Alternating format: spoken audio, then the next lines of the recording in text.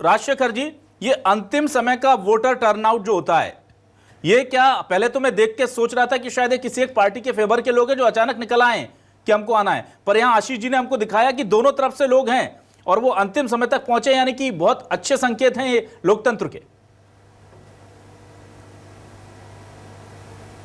जी जी अभिलाष जी, ये देखिए कि जब भी चुनाव होता है तो वो किसी भी पार्टी के लिए आसान नहीं होता है, और इस बार का चुनाव भी चूंकि कांग्रेस पार्टी 5 साल की सत्ता के बाद ये चुनाव हो रहा है और एंटी इनकम्बेंसी का फैक्टर हमेशा रहता है, और दोनों पार्टियों ने बढ़ चढ़ कर दावे किए हैं, और जो भी आप उसको रेवड़ी बोलिए या जन कल्याणकारी कार्य बोलिए, लेकिन उन्होंने, दोनों पार्टियों ने अपनी तरफ से घोषणाएं की है, और इसका परिणाम है कि जनता में एक उत्साह दिख रहा है और दोनों ही पार्टियों के समर्थक इसमें आ रहे हैं और वो लोग हिस्सा ले रहे हैं, और लोकतंत्र का महापर्व है चुनाव, और वो छत्तीसगढ़ में काफ़ी सफल होता दिख रहा है।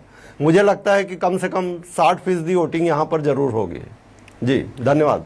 बिल्कुल बिल्कुल, यहाँ पे बम्पर वोटिंग हुई है, और हालांकि जिस तरीके से कतार में अभी भी लोग लगे हुए हैं, उम्मीद और ज्यादा कर रहे हैं। नितिन भंसाली जी, सवाल मेरा आपसे है, क्योंकि देखिए जीत के लिए तो पूरी तरीके से आप लोग आश्वस्त है, जिस तरीके से सूबे के मुखिया का सोशल मीडिया प्लेटफॉर्म पर उन्होंने लिखा भी है कि अब तैयार रहिए छत्तीसगढ़, तो कितना आंकड़ा, क्योंकि पहले तो आप लोग 75+ का दे रहे थे, अब क्या उसी पर है, क्योंकि सीएम ने अब वो 70 या फिर 71 के आसपास उनका लेटेस्ट बयान है?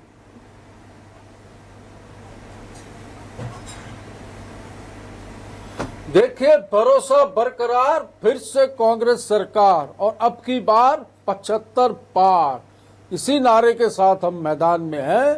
और जिस प्रकार मतदाताओं की कतार नजर आ रही है, देखिए मतदाताओं के चेहरे पर एक विश्वास और आत्मविश्वास नजर आ रहा है, खुशी नजर आ रही है। ये खुशी इस ओर इशारा कर रही है कि इस सरकार ने इन 5 वर्षों में जो काम किए हैं, जनहित में जो काम किए हैं, जनता उससे प्रसन्न है। हर वर्ग के लिए हमने हमारे मैनिफेस्टो में भी ध्यान रखा।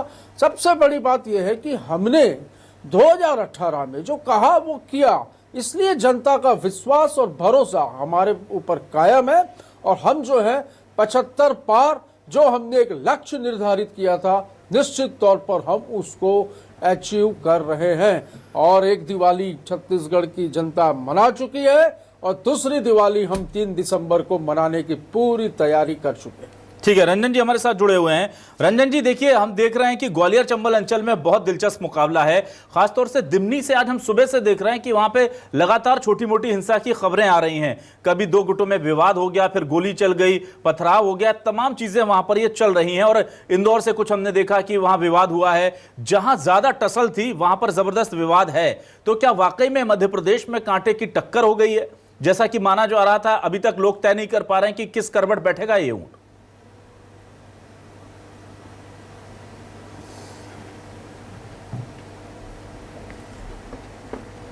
भाजपा का भी मानना था कि जहां पिछड़ रही थी वहां पे लाडली बहना एक गेम चेंजर साबित हो सकता है, तो लाडली बहना का एक बहुत बड़ा इफेक्ट हो सकता है, ऐसा भाजपा का मानना है। जिस रीजन की बात की आपने की, ग्वालियर चंबल रीजन की, एक बहुत बड़ा फैक्टर है। अगर आपको याद हो तो 2 रीजन ने बड़ा एक डिसाइसिव गेम एक तरह से रोल प्ले किया था। विंध्य रीजन में पिछली बार भाजपा को अभूतपूर्व सफलता मिली थी, उत्तर ग्वालियर चंबल में उसी तरह से कांग्रेस को अभूतपूर्व सफलता मिली थी। लेकिन जब सरकार गिरी 2020 में, तो ग्वालियर चंबल रीजन का बहुत बड़ा एक रोल था सरकार को गिरने में। सिंधिया जी के साथ करीब 22 MLA आए, काफ़ी MLA ग्वालियर चंबल से ही थे, बाई पोल हुआ, उसमें से बहुत से लोग जीते भी, कुछ हारे भी।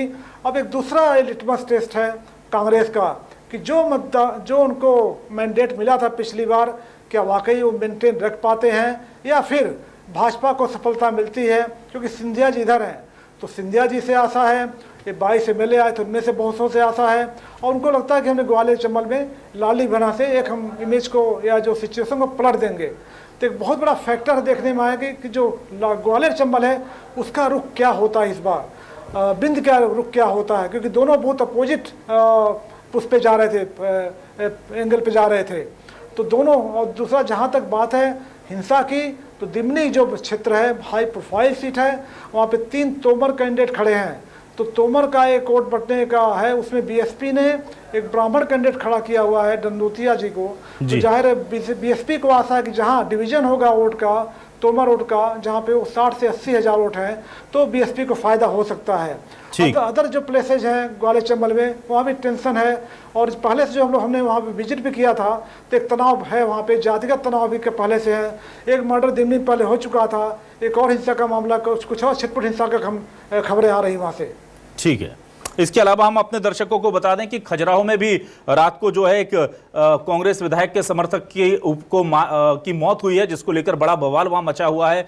एफआईआर हो चुकी है, कांग्रेस का एक प्रतिनिधिमंडल जाकर के शिकायत कर रहा है, बहुत कुछ चल रहा है। गुलरेज शेख साहब, मैं आपसे ये जानना चाहूंगा, देखिए 2018 में सत्ता से थोड़ा दूर रह गए थे आप। इस बार ये कहा जा रहा है कि वो जो फैक्टर ऑफ इनकम्बेंसी था वो पहले 15 साल का था, वो 18.5 साल का हो सकता है।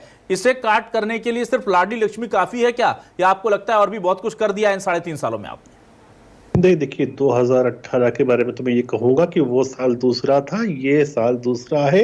इनका हाल दूसरा था, आज इनका हाल दूसरा है। काट की हांडी जो होती है एक बार चढ़ती है, रोज रोज नहीं चढ़ती। उस समय भी झूठे वायदों के ऊपर इन्होंने, झूठे वायदों की बैसाखी के ऊपर लंगड़ी सरकार बनाई थी जो गिरी थी, और जनता ने देख लिया था, आवाम समझ गई थी कि 15 महीने की जो हॉरर पिक्चर का ट्रेलर देखा ना, वो 5 साल देखना पसंद नहीं करती जनता। तो इस बार तो पूरे बहुमत के साथ हमको जिताएगी, और पूरा वो 15 महीने का भी जो गुस्सा था ना, इन पर निकालने वाली है। इनकी हालत खराब होने वाली है भाई साहब। ठीक है, बिल्कुल। रेजिडेंट एडिटर आशीष तिवारी भी लगातार हमारे साथ बने हुए। आशीष जी, वोटर्स खुलकर निकले तो सियासत में किस नजर से देखा जाए, किसके पक्ष में माहौल है? देखिए, वोटर अब समझ चुका है, वोटर अपने नजरिए को खुलकर बयां नहीं करता। जरूर एक बड़ा तबका है जो किसी राजनीतिक दल से यदि सीधा कनेक्शन है तो ही उसकी बात स्पष्ट हो पाती है, लेकिन इस दफे के चुनाव में जो एक बड़ा अंतर देखने को मिल रहा है 2018 के कंपैरिजन में, कि इस बार वोटर अपने मुद्दों पर वोट दे रहा है। यानी 2018 के चुनाव पे जो एक तरफा लहर चलती नजर आई थी, इस बार वैसी तस्वीर तो नहीं है, लेकिन इस बार वोटरों के अपने अपने एजेंडे हैं, अपने अपने मुद्दे हैं। शायद यही वजह है कि 5:30 का वक्त बज रहा है, 5 बजे पोलिंग खत्म हो जाती है, और नवा रायपुर के तूता के इस बूथ में इस वक्त भी लोगों की भारी भीड़ है, और इस भीड़ में भी एक बड़ा हिस्सा जो है वो महिलाओं का है। तमाम महिलाएं जो हैं इस वक्त यहाँ बूथ में वोट डालने पहुंची हैं। आपके क्या मुद्दे हैं, आप यहाँ पर आई हैं? We are standing here from last 3 hours, but यहाँ की व्यवस्था आप देखिए कि पॉपुलेशन इतनी ह्यूज है, पर यहाँ की व्यवस्था बहुत ही ठप पड़ी हुई है, बहुत ही ज़्यादा बेकार है। जो इलेक्टिव सेंटर होना चाहिए वो काफ़ी बड़ा होना चाहिए। आप यहाँ की पॉपुलेशन देख सकते हैं, इलेक्शन का टाइम ख़त्म हो चुका है, पर फिर भी आप भीड़ देखिए, अभी भी बाहर लोग खड़े हुए हैं इलेक्शन के लिए। यहाँ स्टार्ट ही बहुत लेट हुआ है, और मॉर्निंग से लेके इवनिंग तक आप देख लीजिए जो पॉपुलेशन। आप 3 घंटे से यहाँ खड़ी हुई हैं? Yes, I am here from standing from 3 hours. लेकिन ये भी अप्रिशिएट करने वाली बात होगी कि 3 घंटे से आप खड़ी हैं और अपनी बारी का इंतजार कर रही हैं कि आपका एक वोट कास्ट हो जाए। आपके अपने मुद्दे क्या हैं इस चुनाव में? मेरे कोई मुद्दे नहीं है, मैं बस चाहती हूँ कि जो आपका विधायक कैसा होना चाहिए। आप यहाँ पर वोट डालने खड़ी हुई हैं, 3 घंटे से खड़ी हुई हैं, तो आपने दिमाग में एक फ्रेम आउट किया होगा कि कैसा विधायक होना चाहिए? जो यंग जनरेशन को आगे लेके जाए। क्या होता है कि मैं अपने अगर मुद्दे बताऊं तो किसान जो होते हैं वो अपने तो देख लेते हैं, पर यंगस्टर की जब बारी आती है तो वो उनके बारे में नहीं सोचते हैं। और अकॉर्डिंग टू मी, जो मैंने पिछला अभी देखा है, जो हमारे जो चीफ मिनिस्टर थे उन्होंने क्या किया है यंग जनरेशन के लिए, we all know that about.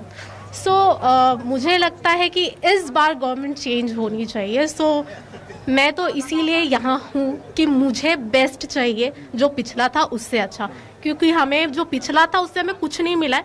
हो सकता है किसानों को कोई फ़ायदा हुआ है, पर यंगस्टर के लिए अभी भी अगर हम देखे जाए तो जॉब वैकेंसी नहीं है, बिल्कुल नहीं निकाली गई है।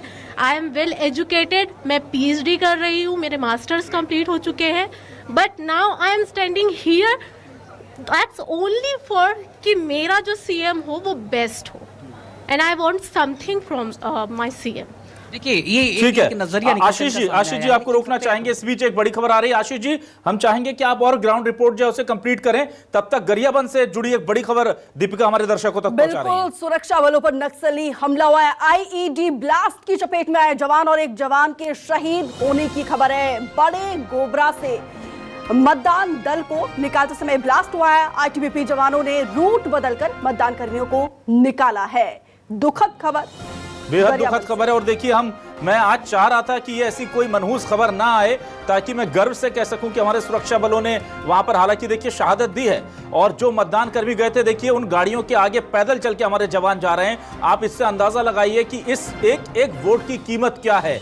एक एक जान, अपनी जवान जो है अपनी जान को हथेली पर लेकर निकल रहा है। और आईटीबीपी के जवानों के और घात लगा करके नक्सलियों ने आईडी ब्लास्ट के जरिए उन पर हमला किया है। एक जवान की शहादत की खबर आ रही है और उसके बाद बाकी जवानों ने उस पूरे के पूरे जो मतदान दल है उसे दूसरा रूट, दूसरे वैकल्पिक रास्ते से निकाला है सुरक्षित। अभी वहां पर क्या अपडेट्स हैं हम देखेंगे, लेकिन इस वक्त एक बड़ी खबर आ रही है बड़े गोबरा के मतदान दल को निकालते वक्त ये हुआ है। और दीपिका, ये स्ट्रेटेजी रही है नक्सलियों की, क्योंकि पिछले चुनाव में जब नक्सलगढ़ में पूरे बस्तर में हमारे मतदान कर्मियों को बहुत अच्छे से ले जाकर के सुरक्षा जवान निकाल कर लाए थे, सुरक्षा बलों के जवान, तब से सुरक्षा बल के जवान उनके निशाने पर थे और वो कोशिश कर रहे थे कि यहाँ कुछ करें। यहाँ पर एक बहुत ही बेहद ही जो है दर्दनाक खबर आ रही है निकल कर कि एक जवान हमारा वो शहीद हुआ है।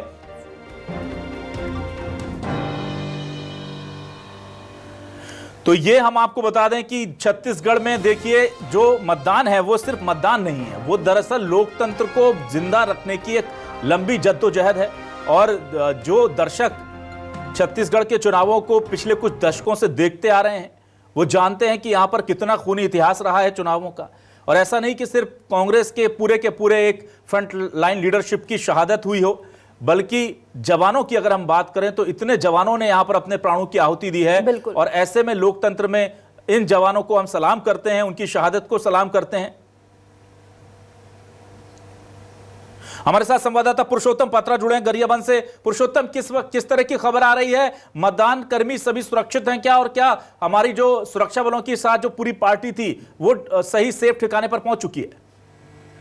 बता दूं कि ये गरियाबंद जिले में 9 मतदान केंद्र को काफी सेंसिटिव गिना गया था, जिसमें एक बड़े गोबरा भी था। 3 बजे तक सुरक्षित रूप से मतदान हो गया था और पार्टी को लेकर आईटीबीपी की एक कंपनी है, बाकायदा वो नियमतः वो लौटने की कोशिश कर रही थी। इसी बीच जो बड़े गोबरा केंद्र से 2 किलोमीटर के आगे जैसे ही टीम बढ़ी थी और अचानक से फिर वहां पे एक बड़ा धमाका हुआ है।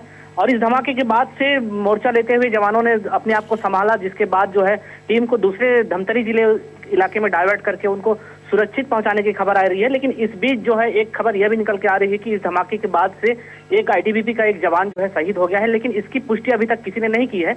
अभी तक अधिकारी यही केवल ब्लास्ट की पुष्टि किया गया है। और लेकिन हमारे जो पुख्ता सूत्र हैं वो बताते हैं कि इस नक्सलियों के इस हमले से जो है आईटीबीपी के एक जवान जो है वो शहीद हुआ है। अन्य जो 8 केंद्र है वहां भी उसमें से 3 केंद्र बाइज्जत लौटा दिया। 3 केंद्रों से जो मुख्यालय तक के मतदान केंद्र जो है सुरक्षित तरीके से लौट गए हैं। साइबिन कछार की टीम लौट चुकी है।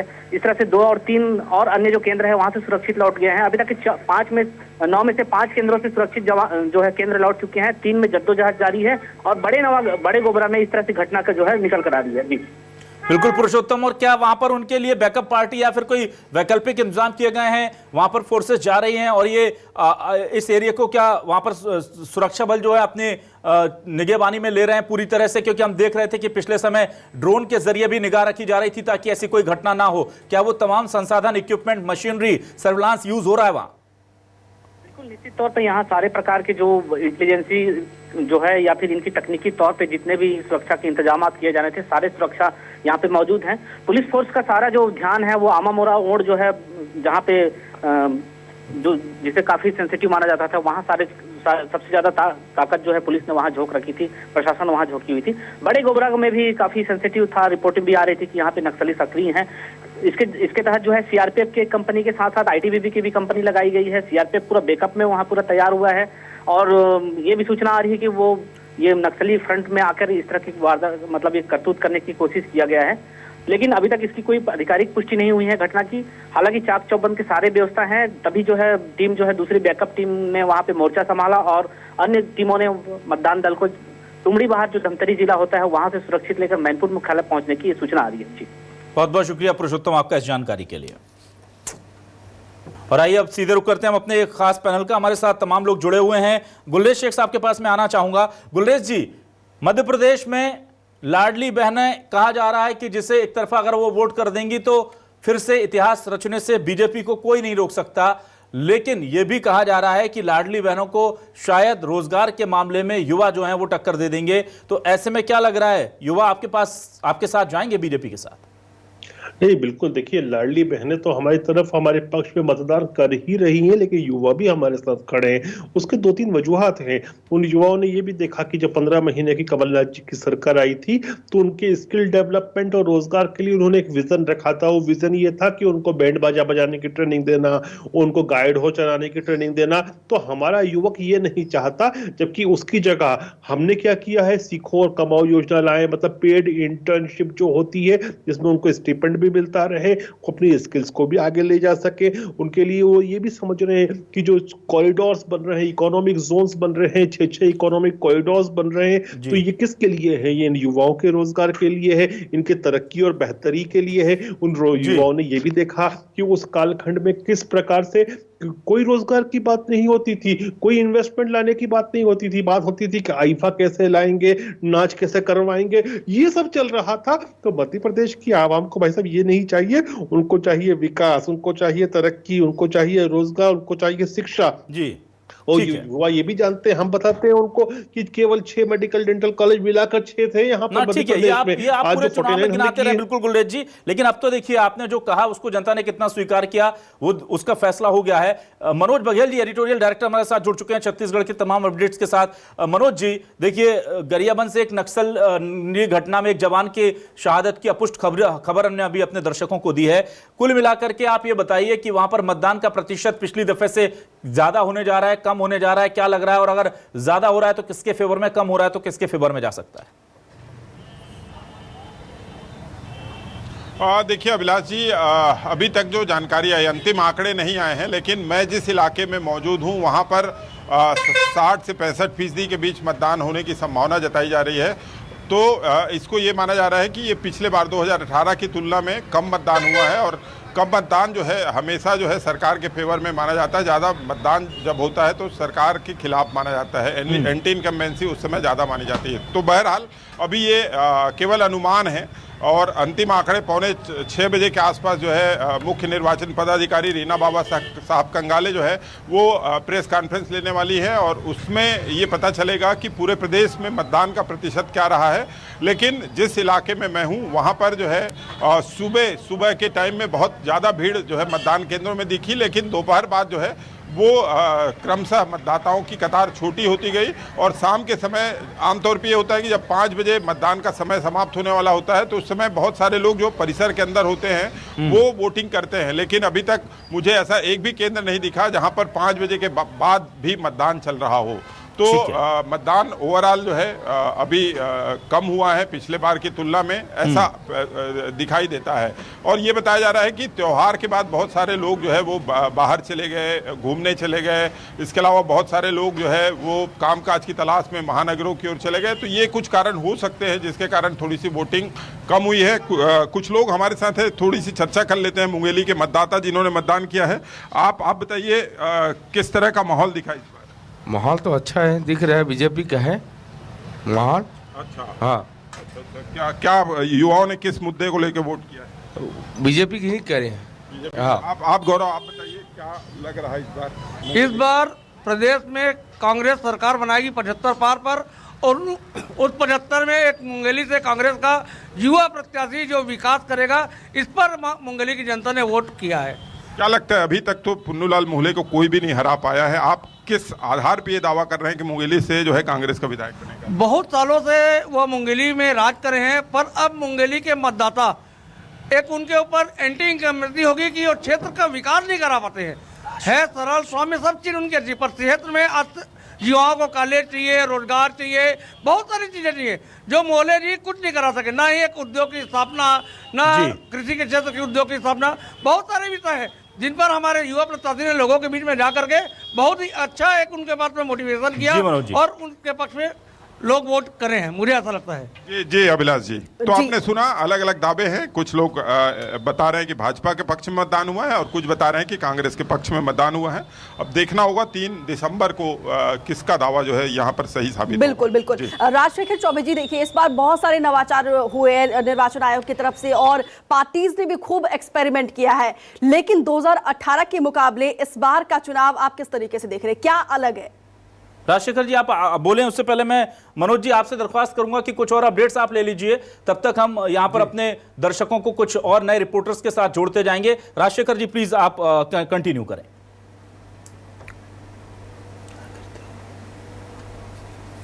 जी जी, 2018 के चुनाव से मैं इस चुनाव को इस अर्थ में अलग मानता हूं कि इस बार घोषणाएं बम्पर हुई हैं, बम्पर घोषणाएं हुई है और सभी पार्टियों ने रेवड़ी की घोषणा की है। और मेरा मानना यह है कि जनता को रेवड़ी बांटकर नेताओं को रबड़ी मिल जाए, इस हिसाब से बम्पर घोषणाएं की गई हैं। अब उसका क्या परिणाम निकलता है, जनता किस पर भरोसा करती है, यह आने वाला समय ही बताएगा। और मेरा एक और मानना है कि हम अच्छे दिन और अच्छे नेता की बात भूल जाएं तो ज़्यादा अच्छा होगा जी। अच्छे दिन और अच्छे नेता के बदले हमें कम बुरे नेता और कम बुरे दिन की उम्मीद करना चाहिए, यही मेरा आप सबसे कहना है। जी धन्यवाद। जी हमारे साथ इस वक्त लक्ष्मी वर्मा प्रवक्ता बीजेपी जुड़ चुकी हैं, स्वागत करूंगा लक्ष्मी जी आपका। लक्ष्मी जी क्या लगता है, सीएम बघेल तो कह रहे हैं कि वो जीत की बधाई भी दे रहे हैं और कह रहे हैं कि हम जीत गए, अब तो बस अंतर को जो है वो और बढ़ा देना है। ये उनका भ्रम है और छत्तीसगढ़ की जनता जो है कांग्रेस के और भूपेश बघेल जो सरकार थी उसके भ्रम में आने वाली नहीं है। 5 साल जिस प्रकार से छत्तीसगढ़ के लोगों को छलने का काम किया, हर वर्ग के लोग, यहाँ महिला बहनें तो पूरी तरह से असुरक्षित महसूस कर रही थी अपने को, क्योंकि यहाँ की छत्तीसगढ़ की बहनों के साथ लगातार छोटी छोटी बच्चियों के साथ अनाचार अत्याचार की घटनाएं घटी।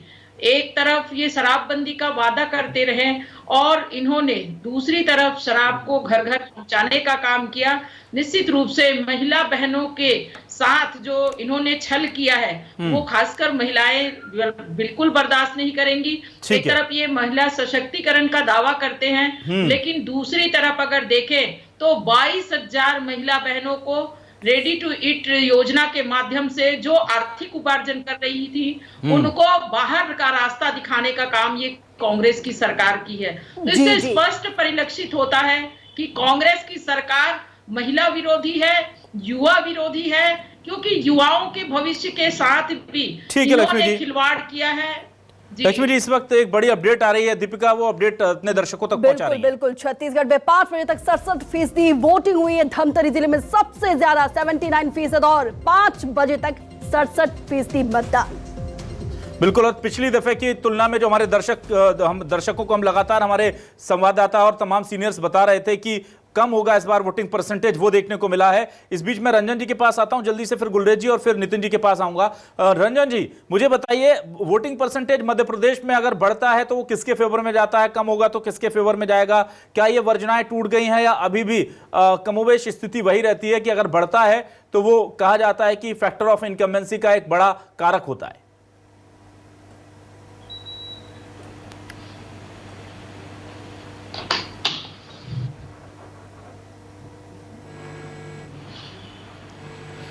रंजन जी आप तक आवाज पहुंच पा रही है क्या हमारी? गुलरेज साहब आप मुझे सुन पा रहे हैं?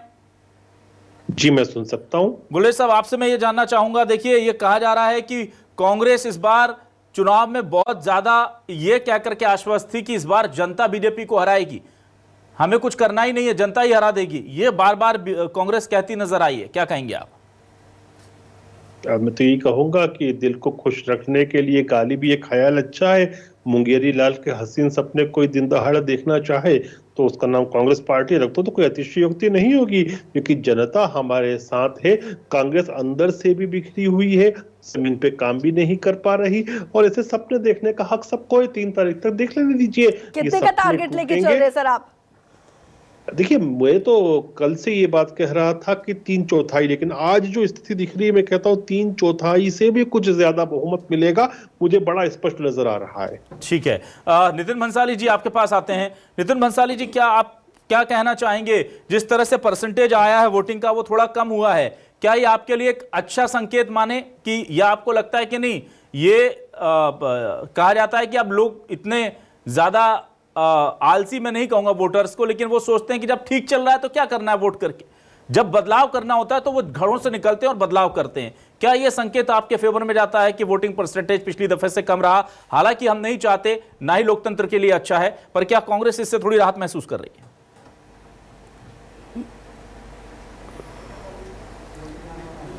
इलाज जी, वोटिंग प्रतिशत कम हो या ज्यादा हो, हमें उससे फर्क नहीं पड़ता। हमने जनता का विश्वास जीतने का काम किया, हमें भरोसा है, विश्वास है कि जनता कांग्रेस को वोट देगी, कांग्रेस की सरकार बनाएगी। अब मतदान जो कम हुआ है उसके पीछे भी एक वजह है, जो मैं बिल्कुल टेक्निकल बात करना चाहता हूँ इस विषय में, कि चुनाव आयोग से लगातार प्रदेश के मुख्यमंत्री भूपेश बघेल जी ने भी, भारतीय जनता पार्टी के नेताओं ने भी, अन्य दलों ने भी ये मांग की थी कि बिल्कुल जो वोटिंग है ये फेस्टिवल के पास हो रही है। दिवाली है, फिर आपकी मातर मनाया जाता है, दिवाली, उसके बाद छठ पूजा, भाई दूज, ये सारे त्यौहार देखिए इसी दरमियान पड़ रहे हैं। तो इस विषय में मांग भी की गई थी चुनाव आयोग से कि तारीखों को जो है, जैसे राजस्थान में तारीखें बदली गई तो छत्तीसगढ़ में भी तारीखें बदलने की मांग की गई थी। तो मुझे ऐसा लगता है कि यदि ये तारीखें शायद 3 या 4 दिन बाद की जाती तो मत प्रतिशत और बढ़ता, पर हम आश्वस्त हैं। नितिन जी, एक सवाल मैं ऐड ऑन करना चाहूंगी। आप लोग जीत के लिए तो आश्वस्त है ही है, अब जीत के लिए जब इतने ज्यादा कॉन्फिडेंट है तो सर फॉर्मूला क्या रहेगा अब?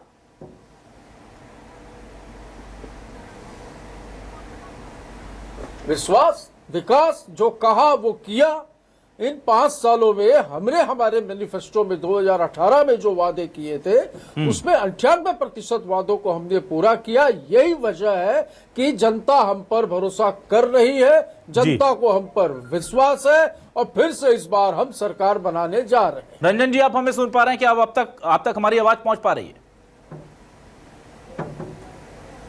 जी रंजन जी, मैं आपसे ये जानना चाह रहा था, वोटिंग परसेंटेज का ट्रेंड कैसा रह रहा है और क्या इससे बहुत फर्क पड़ता है, आपको लगता है इससे फर्क नहीं पड़ता? दूसरा मैं ये जानना चाहता हूं, क्या जो आधी आबादी पर फोकस किया है बीजेपी कांग्रेस दोनों ने, क्या वाकई में इस बार किंग मेकर आधी आबादी यानी कि महिलाएं ही होंगी?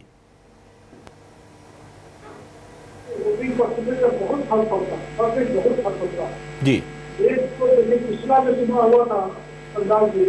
जी, एक दो देखिए, पिछला जो चुनाव हुआ था अभिलाष जी, उसमें भाजपा का वोट परसेंट ज्यादा था, हल्का स्लाइटली बेटर था, कांग्रेस का कम था। फिर भी कांग्रेस के जो वोट सीट थे 109 मिले, 114 मिले, भाजपा 109 पे रह गई। तो 1 या 2% का वोट, इवन आधा % भी अगर वोट इधर उधर होता है तो बहुत फर्क पड़ता है। पहले सवाल का जवाब तो ये है, जो पिछला जो चुनाव है ये मध्य प्रदेश में उसका एग्जाम्पल है। दूसरा जो है महिला आबादी पर देखिए, दोनों पार्टी फोकस कर रही हैं। कर्नाटक से कांग्रेस बहुत ही उत्साहित है, और जो कर्नाटक में 1500 रुपये का फार्मूला था उन्होंने यहाँ भी लागू किया। जो वहाँ 40% कमीशन थे, यहाँ 50% कमीशन की बात की। फिर गैस की जो उन्होंने LPG सिलेंडर की बात की 500 रुपये में, तो भाजपा ने 450 रुपया देना शुरू किया।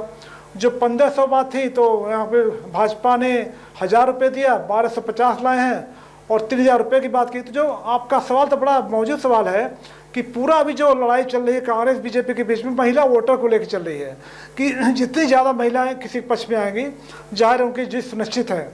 अब महिलाओं का जो उनका ब्लेसिंग्स हैं या जो उनका सपोर्ट है किसको मिलता है, ये 3 तारीख बताएगा।